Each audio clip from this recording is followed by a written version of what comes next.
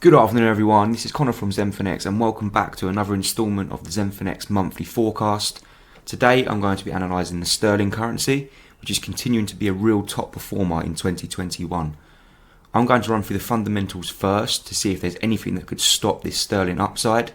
Then I'm going to move on to the chart where I identify key levels to watch out for and to aim for the next 30 days or so. So enjoy. So, we've seen the UK economic projections recently provide a real supportive outlook for the UK sterling. April's 9.2% sales rise was the largest since the immediate aftermath of the UK's initial lockdown over a year ago. And now economists are expecting the Bank of England to be on course to release a forecast for GDP 2021, which would be Britain's fastest growth since 1921. So a real turnaround from what we saw at the back end of last year. We've also seen the gradual but consistent easing of lockdown restrictions play its part. The most recent move to unlock the economy saw a real surge in spending on things like gasoline and clothes. And according to the Prime Minister Boris Johnson, there is no real danger of this easing of lockdown measures to be delayed, so we should expect some more of the same for now, which is a nice higher pound. However, it is important to monitor the slight concerns around the India variant of COVID, which scientists will say are becoming the dominant strain, and it's more transmissible, but it is effective against the vaccine, which is great news. And lastly, we see the Bank of England's tapering of asset purchases providing another boost to the sterling, and it will continue to do so. And for those who don't know, tapering is the slowing down of asset purchases, and it leads to the theoretical reversal of the quantitative easing policy. And this reduction in the accumulation of assets is what makes the sterling more valuable, and that's the real thing to take away from this, so make sure you keep an eye on that as well. Okay, so I'm on the charts now for the sterling pairs, and I'm going to run through a couple of them for you to see if we can find some buying opportunities or some counter trend sells into our buying zones. And as you can see, for EURGBP, I have already drawn up something on the 4-hour chart which I wanted to go through quickly.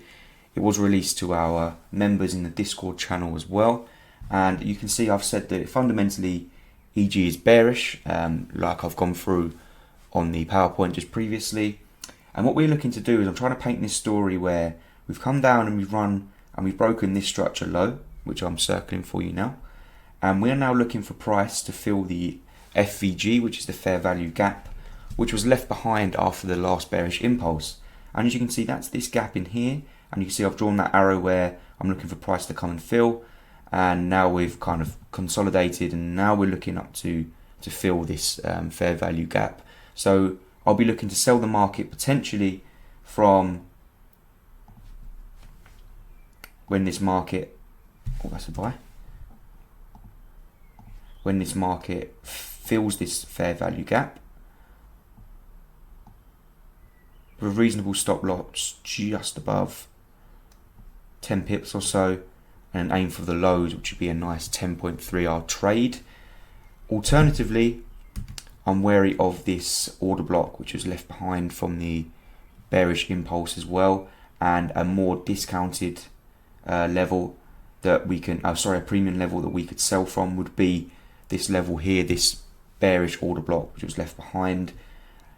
I'm more confident in that sell from there, and as you see I've already got it marked out, and I'll take profit levels can go all the way down into this 4-hour order block here, which actually went up and broke this structure high. So we're trading order block to order block here, and yep, looking to sell from that mark, from that level all the way down into this level down here. Now for GBPUSD, similar story. Can we look for some buys? If not, can we sell into levels where we can buy from our buy zones? And as you can see, let me go on the daily chart for you. Price has actually failed to create a new higher high at the moment. We're still not done with the move, and we've still not had any intent to the downside.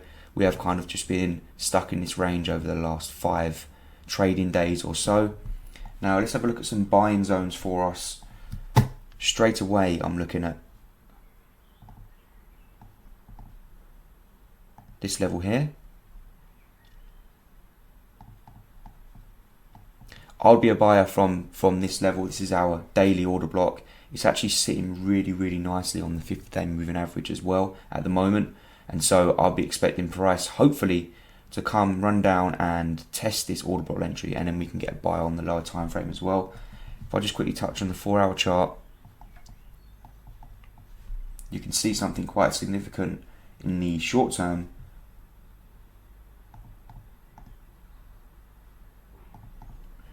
We actually went to break structure here to the upside, but then we've wicked down, and what this makes this now is a liquidity raid. So we've come up and we've actually taken the liquidity on the highs, and we've started to move to the downside. Initially, I'm looking to see if this support zone can hold. Because price didn't run up and break this structure, I'm actually expecting price in the short term to run down and potentially go further to the downside. And the next sensible level where we could potentially get a buying opportunity from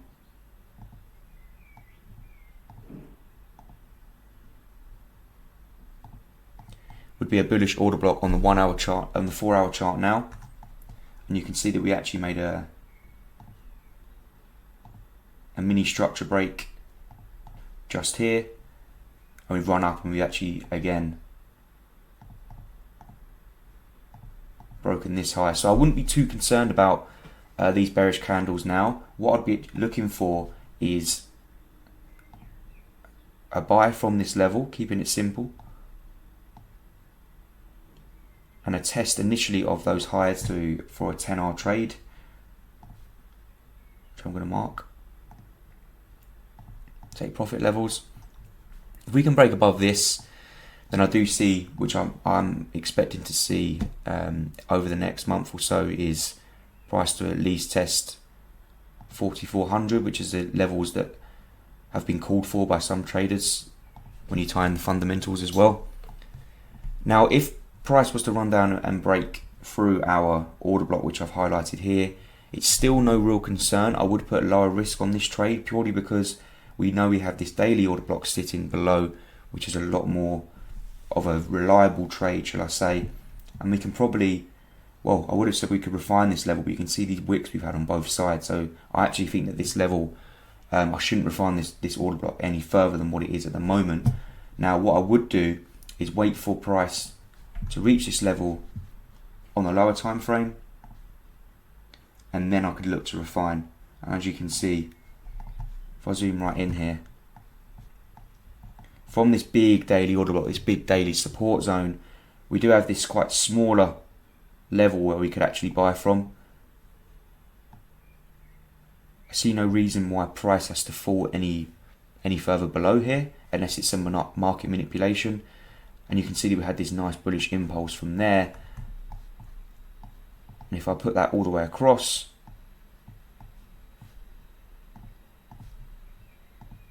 I'm now actually looking for a buy from here if price was to reach there. The same take profit levels, which actually makes a 10.28 R trade into a 15.6 R trade. If we go even further and we hold some to 1.44, it's around a 23 R trade, so this would be a real monster of a trade, guys. So I'm going to be setting my price alerts here. Not interested in selling this market yet until we actually came and run and broke through this daily order block. So that's it for the sterling today, guys. I hope everyone's enjoyed this video. Please like and subscribe to the channel if you are enjoying these videos. Make sure your notifications are turned on, as we're doing 3 of these videos per week. Thank you all for your time, and please drop any comments in the comment section as well. Cheers.